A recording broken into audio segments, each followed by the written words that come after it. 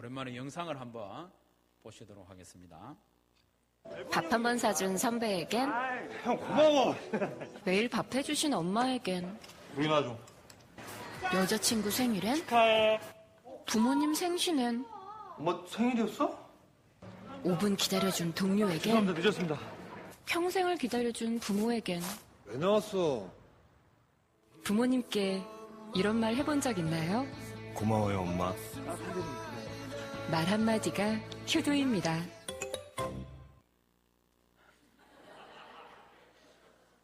영상에 나온 저 친구의 이름이 이광수입니다. 이광수. 오늘부터 저도 이광수를 좀 좋아해 보려고 생각을 합니다. 좋은 공익 광고를 만든 것 같아요. 부모님께 고맙습니다. 그리고 또 감사합니다. 라고 말하는 것이 별거 아닌 것 같지만 사실은 대단히 중요한 일입니다. 이것은 그 사람의 본질적인 됨됨이를 나타내고 그 사람의 인격을 드러내기 때문입니다. 작고 사소한 일에도 부모님께 고맙습니다. 그리고 감사합니다. 죄송합니다. 이렇게 말할 수 있는 사람이야말로 사람다운 사람이죠. 좀 심하게 말하면 부모를 공경하지 않는 사람은 사람도 아닙니다. 그런 사람은 본인이 행복한 삶을 살지 못할 뿐만 아니라 다른 사람을 행복하게 해줄 수도 없죠. 한 걸음 더 나아가서 하나님을 기쁘시게 할 수도 없습니다. 그러면 10계명 가운데 다 중요하지만 이 5번째 계명이 왜 그렇게 중요한지 몇 가지 생각해 보도록 하겠습니다. 첫째로 부모님을 공경하는 것은 하나님을 경외하는 가시적인 표현이고 또 이웃을 사랑하는 출발이기 때문입니다. 이 부모 공경, 부모와 자녀와의 관계, 이 관계는 모든 관계의 기본이 되기 때문에 이 계명은 참 중요합니다. 그리고 이 내 부모를 공경하라는 이 계명에는 모든 관계에 대한 명령이 함축적으로 다 들어 있습니다. 여기에는 부모에 대한 자녀의 도리도 들어 있고요, 자녀에 대한 부모의 도리도 들어 있습니다. 그리고 형제와 자매 사이의 도리도 들어있고 부부 사이의 도리도 여기에 함축적으로 들어있습니다. 한 절로 표현되어 있을 뿐이죠. 특히 이 사회의 가장 기초적인 단위인 가정에 대한 계명이 여기에 들어있기 때문에 5계명은 참 중요한 계명입니다. 10계명에 조금만 관심이 있는 성도라면 10계명을 두 부분으로 나눌 수 있다는 것을 알 겁니다. 1계명부터 4계명까지는 하나님을 섬기고 사랑하라는 계명이고 5계명부터 10계명까지는 이웃을 사랑하라는 계명인데요. 이 5번째 계명이 10번째까지 이어지는 이웃 사랑에 대한 계명을 이끄는 대표적인 계명입니다. 부모님을 공경하지 않는 것은 이웃을 향한 사랑의 출발이 되지 않는 것이죠. 가장 가까운 부모님을 공경하지 않으면서 이웃을 사랑한다고 하는 것은 착각이고 또 거짓이라는 것이죠. 그리고 5계명 안에는 하나님 사랑 계명과 이웃 사랑 계명을 연결해주는 그런 역할이 여기에 들어있습니다. 하나님의 대리자인 부모님을 공경하는 것은 그를 세우신 하나님을 공경하고 경외하는 일이 되기 때문입니다. 부모님을 공경하지 않고 하나님을 경외하는 것도 불가능하고 또 부모님을 공경하지 않고 이웃을 사랑하는 것도 다 거짓입니다. 5계명은 하나님과의 관계의 척도이며 또 이웃을 사랑하는 출발이 되기 때문에 이 5번째 계명은 너무나도 중요한 계명인 것이죠. 두 번째로 이 5계명이 그렇게 중요한 이유는 부모의 권위가 세상의 모든 권위와 질서를 대표하기 때문입니다. 하나님께서는 내 부모를 공경하라는 이 계명을 통해서 세상의 모든 권위도 하나님께서 주신 것임을 지금 인정하고 있는 것이죠. 칼럼에 인용한 것처럼 웨스트민스터 대교리 문답 124문에 이렇게 묻습니다. 제5계명이 말하는 부모는 누구를 의미합니까? 거기에 대한 답이 5계명이 말하는 부모는 육신의 부모뿐 아니라 연령과 은사에 있어서 모든 윗사람들과 특히 가정과 교회와 국가에 하나님께서 우리 위에 세우신 권위의 자리에 있는 자들을 의미합니다 라고 말합니다. 그리고 하이델베르그 교리문답 104문에는 이렇게 질문하고 답을 합니다. 하나님께서는 5계명에서 무엇을 요구하십니까? 그 답은 내 아버지와 어머니뿐 아니라 나에 대해 권위를 가진 모든 사람에게 모든 공경과 사랑과 충성을 나타내고 그들의 좋은 가르침과 징계에 마땅히 순종하며 그들의 연약함과 부족함을 참고 견디라는 것입니다. 그들의 손을 통해 우리를 다스리시는 것이 하나님의 뜻이기 때문입니다. 이렇게 말합니다. 그렇습니다. 하나님께서는 5계명에서 단지 우리 육신의 부모에게만 공경하고 순종하라고 명령하지 않습니다. 가정과 교회와 사회와 국가에 하나님께서 세우신 권위자, 권세자를 인정하고 그들에 대해서 마음과 말과 행동에서 마땅한 경유와 존경을 나타내라 이렇게 우리에게 명령하고 있는 것이죠. 그렇기 때문에 이 5계명은 현대인들에게 더욱 중요한 계명이 되고 있습니다. 왜냐하면 우리가 사는 시대의 이 풍조가 점점 더 권위를 인정하지 않으려 하기 때문입니다. 프랑스 혁명으로부터 본격적으로 시작된 이 권위에 대한 도전, 권위가 점점 더 무너지고 있는 현 시대를 우리가 살아가고 있죠. 이제는 권위로부터 벗어나고 개인적인 자유를 확보하는 것이 최고의 미덕인 것처럼 여겨지는 시대를 우리가 살고 있지 않습니까? 권위를 인정하지 않습니다. 우리가 사던 시대는 절대적인 진리나 또 전통적인 윤리나 권위를 인정하지 않고 그 자리에 자기가 다 앉아 있습니다. 각자가 그 자리에 앉아서 권위를 인정하지 않습니다. 내가 좋으면 그만이고 내가 즐거우면 가치 있는 시대가 되었습니다. 모든 것의 기준과 모든 것의 결정권자는 권위가 아니라 나 자신이 되어버린 시대에 우리가 살고 있지 않습니까? 자기가 싫으면 누구의 말도 들으려 하지 않는 그런 시대로 점점 바뀌어 가고 있습니다. 2015년 2월로 기억을 하는데요. 우리나라에 간통죄가 폐지가 되었습니다. 간통죄가 폐지가 되었어요. 배우자가 있는 사람이라도 자기가 좋기만 하면 누구하고도 성관계를 가져도 되는 것이죠. 형사상 벌을 줄 수 없는 그런 형편이 된 것이죠. 간통은 하나님 앞에서 엄연히 죄이고 또 윤리적으로도 전통적인 범죄에 해당했습니다.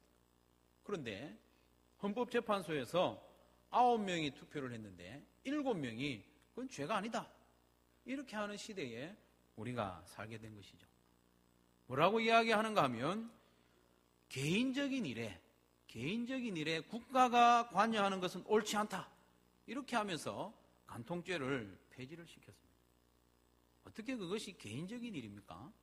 가정의 일이고 사회 전체에 영향을 미치는 일인데 개인의 자유를 극도로 존중하다 보니까 이런 결과가 생긴 것입니다. 우리가 사는 시대가 바로 그런 시대입니다. 그렇기 때문에 이 5계명이 우리에게 더욱 중요한 것입니다. 선생님에 대한 권위는 어떻습니까? 선생님의 권위가 땅에 떨어진 지 오래되었습니다. 학생의 인권과 자유를 과도하게 보장하는 바람에 선생님을 아주 우습게 보는 시대가 되었습니다. 오히려 선생님이 학생들을 무서워하는 시대가 되고 있지 않습니까? 이미 교직에서 교편을 잡고 있는 선생님들도 자기의 하는 일에 대해서 회의를 느낀다고 합니다. 권위가 없어졌으니까. 월급은 받지만 권위가 없어졌습니다. 교직을 준비하는 대학생들도 벌써부터 겁을 내고 있어요. 제가 아는 학생들 몇 명도 그렇게 이야기합니다. 내가 졸업해서 교단에 서면 어떻게 할까? 학생들을 두려워하는 그런 시대가 되어 있습니다. 여러분, 선생님이 학생을 무서워하면 학생들이 행복하겠습니까? 아닙니다. 학생도 행복하지 못하고 선생님도 행복하지 못한 그런 권위의 부재 시대에 우리가 살고 있다는 것이죠. 선생님뿐만 아니라 경찰이나 심지어 나라의 최고 지도자의 권위조차도 우습게 여기는 시대에 우리가 살고 있지 않습니까? 대통령의 이름을 함부로 부르는 시대입니다. 아무리 대통령이 자기의 정치 성향과 맞지 않더라도 그렇게 부르면 안 되는 것이죠. 하나님이 세우신 권위인데 박근혜 대통령을 박근혜 대통령이다 이렇게 부르기까지 합니다. 이것은 있을 수 없는 일이고 성도들은 결코 그런 일을 따라해서는 안 될 것입니다. 성도 여러분, 권위가 무너지는 이 시대에 거꾸로 권위를 인정하라 하는 이 말씀이 시대에 뒤떨어진다고 생각할지 모르겠습니다. 하지만 우리는 시대 정신을 따를 것이 아니라 시대의 풍조에 따를 것이 아니라 변하지 않는 진리의 말씀, 하나님의 말씀을 따라야 할 줄로 믿으시기를 바랍니다. 에베소서 5장과 6장에는 권위를 인정하고 순종하라는 교훈들로 쭉 이어지고 있습니다. 아내들이여 자기 남편에게 복종하기를 주께 하듯 하라. 주님께서 권위를 주셨다는 것이죠. 자녀들아 주 안에서 너희 부모에게 순종하라. 이것이 옳으리라. 종들아 두려워하고 떨며 성실한 마음으로 육체의 상전에게 순종하기를 그리스도께 하듯 하라. 상당히 부담스러운 말씀입니다마는 각종 권위를 인정하고 순종하라는 말씀을 5계명 부모 공경의 계명과 나란히 놓고 있다는 것을 우리는 유념해야 됩니다. 하나님께서는 이 모든 권세들을 하나님께서 주셨다는 것을 지금 이 순서들을 통해서 우리에게 가르쳐주고 있는 것이죠. 그래서 로마서 13장 1절에 말씀합니다. 각 사람은 위에 있는 권세들에게 복종하라. 권세는 하나님으로부터 나지 않음이 없나니 모든 권세는 다 하나님이 정하신 바라고 했습니다. 심지어 베드로전서 2장 18절에서는 선하고 관용하는 자들에게만 아니라 까다로운 자들에게도 순종하라고 했습니다. 나에게 까다롭게 하는 상전, 상사에게도 그렇게 순종하고 그 권위를 인정하라고 말씀하고 있는 것이죠. 성도 여러분, 이 세상과 우리의 사회를 유지하고 운영하는 것은 하나님이 하시는 일입니다. 하나님이 지금 운영하시고 유지하고 계시는데 그 방법이 뭐냐 하면 곳곳에 권세자와 지도자를 세워서 그들을 통하여 유지하고 운영하신다는 것이죠. 그렇기 때문에 하나님이 세우신 권위를 인정하고 존경하는 것은 사람이 아니라 하나님께 순종하는 것임을 우리가 기억해야 되겠습니다. 교회 안에서도 마찬가지입니다. 목회자나 장로님이나 각종 직분자나 목자, 목녀의 권위를 우리는 기꺼이 인정하고 존경하고 순종하는 것이 하나님의 뜻입니다. 히브리서 13장 17절에 말씀하시기를 너희를 인도하는 자들에게 순종하고 복종하라. 그들은 너희 영혼을 위하여 경성하기를 자신들이 청산할 자인 것 같이 하느니라. 그들로 하여금 즐거움으로 이것을 하게 하고 근심으로 하게 하지 말라. 그렇지 않으면 너희에게 유익이 없느니라 말씀하고 있습니다. 권위에 순종하고 복종하는 것이 하나님의 뜻이고 우리에게 더 유익한 일이라고 가르쳐주고 있죠. 그러면 모든 권위에 대해서 무조건 순종해야 됩니까? 그렇지는 않습니다. 부모나 스승이나 연장자나 상관이나 또 정부나 교회의 지도자라도 하나님의 뜻에 어긋난 것을 명할 때는 순종해서는 안 되는 것이죠. 그래서 에베소서 6장 1절에 자녀들아 주 안에서 너희 부모에게 순종하라고 했습니다. 주 안에서. 주 안에서라는 말은 주님의 뜻에 합당한 한도 내에서 주님의 뜻에서 벗어나면 순종해서는 안 된다는 것을 우리에게 가르쳐주고 있죠. 그렇지만 이어지는 2절 말씀에서는 또 이렇게 말씀합니다. 내 아버지와 어머니를 공경하라. 이것은 약속 있는 첫 계명이라고 했습니다. 순종하지 못할 경우에라도 공경은 해야 된다는 것이죠. 비록 부모님이나 권위자가 하나님의 뜻에 합하지 않은 것을 명했을 때 순종할 수는 없지만 순종하지 못하는 경우에라도 그들에게 거친 말이나 또 거친 행동으로 행하지 말고 공경함으로 하라. 공경하는 자세를 유지하라. 우리에게 가르쳐주고 있는 것이죠. 성경에 보면 권위에 대해서 불순종하는 사례가 들어 있습니다. 공회에서 베드로와 요한에게 복음을 전하지 말라고 명령을 했을 때 이들은 순종하지 않았던 것이죠. 사도행전 4장 19절에 보면 베드로와 요한이 대답하여 이르되 하나님 앞에서 너희의 말을 듣는 것이 하나님의 말씀을 듣는 것보다 옳은가 판단하라. 순종할 수 없었던 것이죠. 다니엘의 세 친구들도 이방인의 왕이었지만 그 이방의 왕도 권위를 인정하고 있었습니다. 그러나 신상을 세우고 그것에 절하라고 명령했을 때는 순종하지 않았습니다. 성도 여러분, 모든 권세와 권위는 하나님께로부터 났음을 기억하고 마음에 믿으시기를 바랍니다.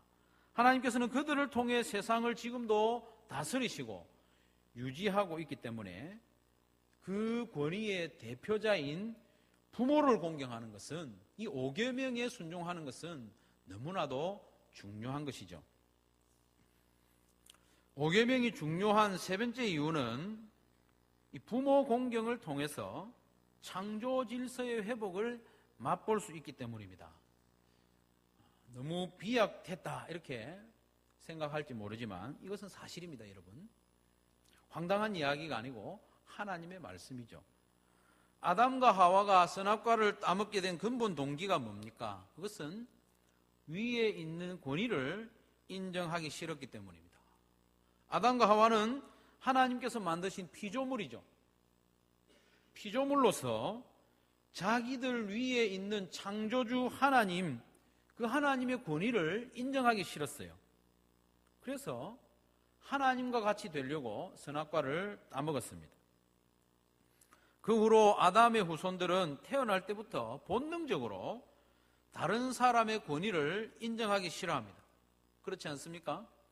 창조주 하나님의 권위조차도 인정하기 싫어했는데 그 누구의 권위를 좋아하겠습니까? 오직 자기 자신이 결정권자이고 자기 자신이 권세자이고 자기가 하나님처럼 되려고 하는 본성을 가지고 태어난 것이죠. 그런 세월이 점점 지나면서 권위를 더욱 거부하고 인정하지 않는 시대가 도래한 것입니다. 성도 여러분, 아담과 하와가 창조주 하나님의 권위를 부정하는 그 순간에 모든 것이 엉망이 되었습니다. 엉망이. 하나님께서 아담과 하와에게 주셨던 그 세상에 대한 권위도 심각하게 훼손이 되었습니다. 하나님께서는 아담과 하와에게 복을 주셨고 또 땅에 충만하고 번성하고 정복하고 다스리도록 권위를 주셨어요. 그런데 이들이 하나님의 권위를 부정하는 순간 자기들이 하나님께로부터 받은 권위조차도 훼손되게 되었습니다. 땅이 사람에게 협조하지 않습니다. 짐승과 식물들도 협조하지 않습니다.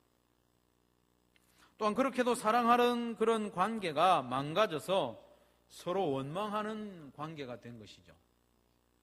내 뼈 중에 뼈요, 내 살 중에 살이라고 말하던 그 하와를 향해서 저 여자가 내게 주므로 먹었습니다.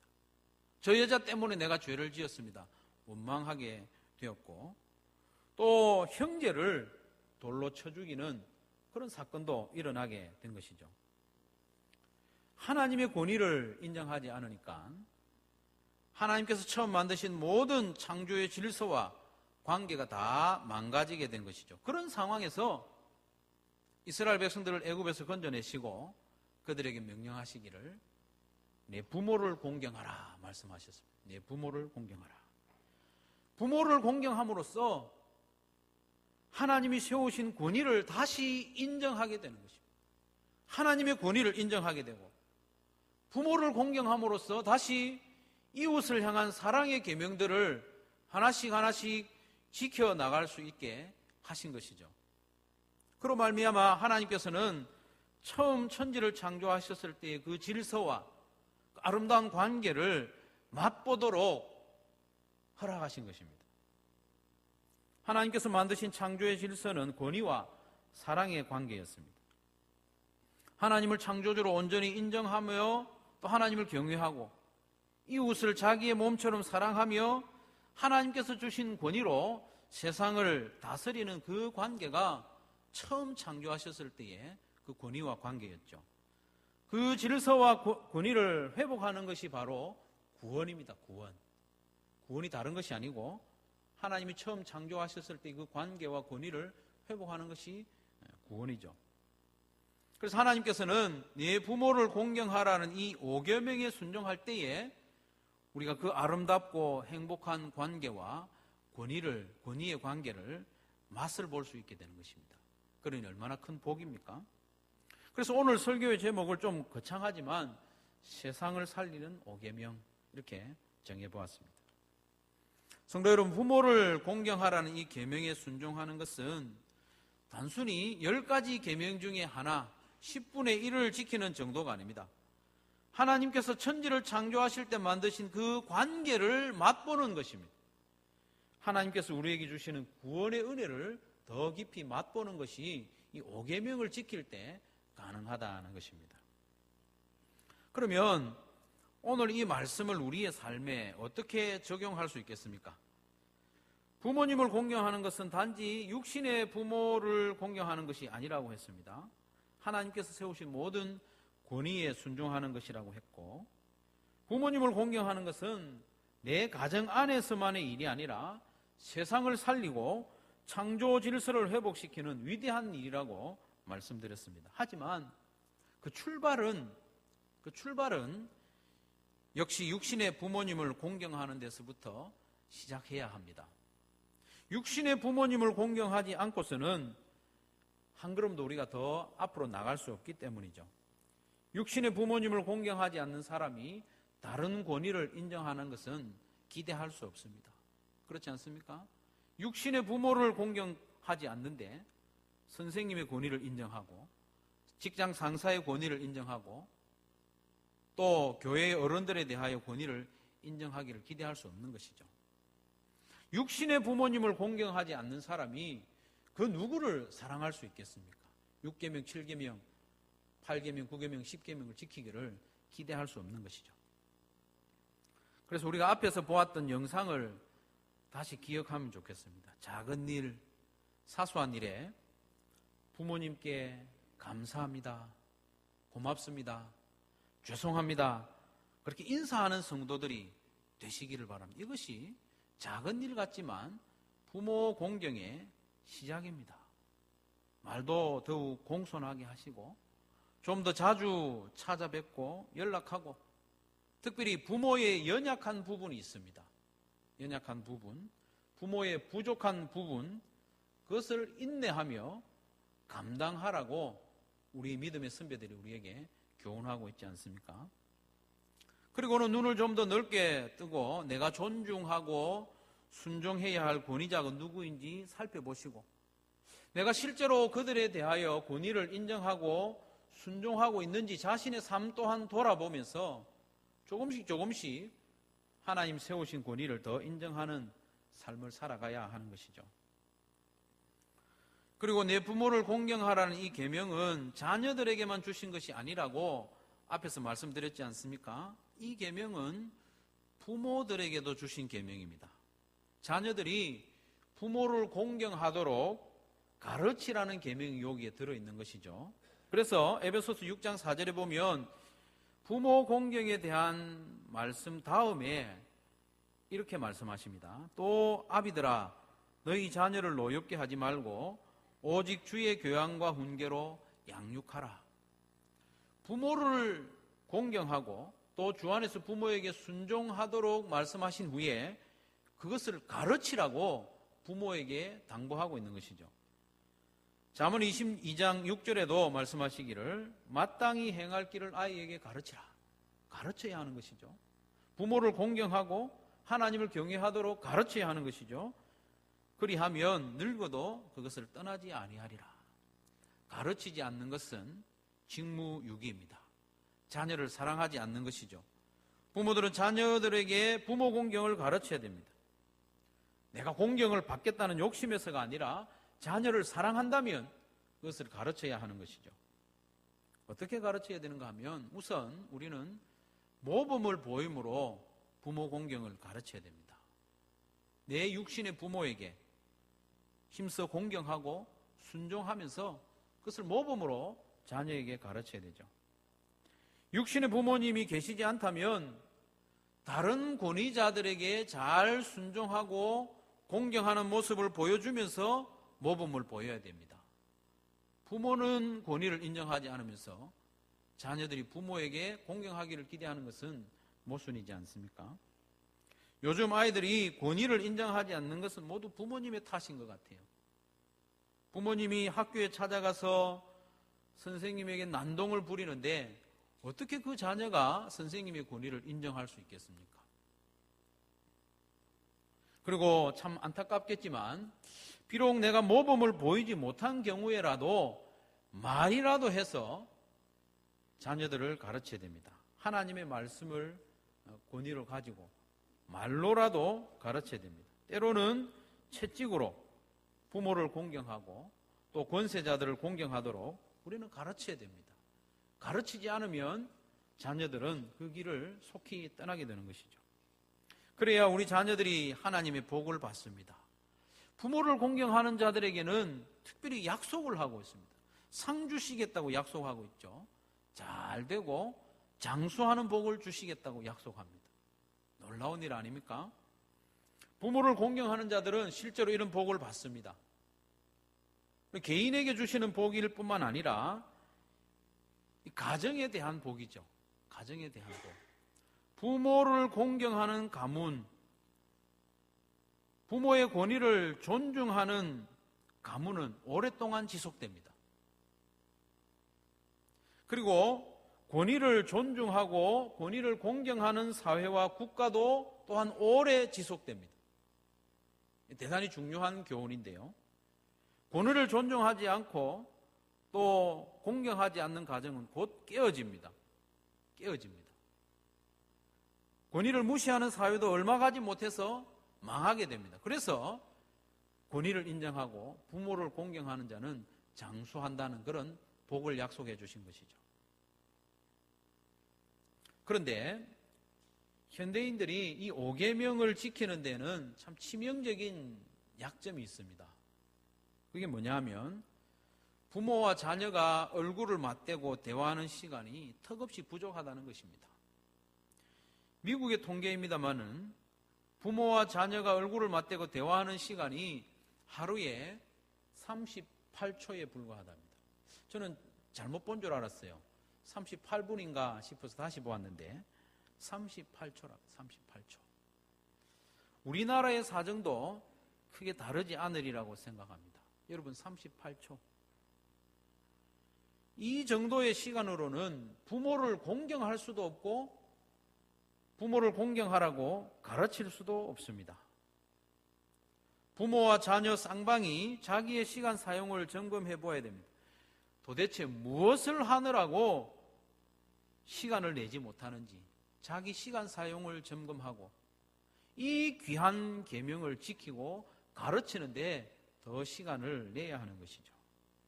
부모 공경하는 데는 함께하는 시간이 필요합니다. 이것은 하나님과의 관계에서 시간이 필요한 것과 같은 원리입니다. 우리가 하나님을 경외하고 하나님을 사랑하는 데에도 시간이 필요하지 않습니까? 그래서 지난 주간에 살펴본 대로 주일을 시간의 지성소로 따로 구별해서 하나님을 만나지 않습니까? 그와 마찬가지로 하나님의 대리자인 그 부모와 만나는 시간도 따로 떼어놓고 대화하고 교제하는 가운데 더욱 부모를 공경할 수 있게 되는 것이죠. 사랑하는 성도 여러분, 권위와 질서는 태초부터 하나님께서 세상을 다스리는 방법이었다고 했습니다. 하나님이 직접 하실 수도 있지만 또 다른 권위자를 세우셔서 세상을 다스리고 유지하셨다고 했는데 지금도 하나님은 그 방법대로 일하고 계십니다.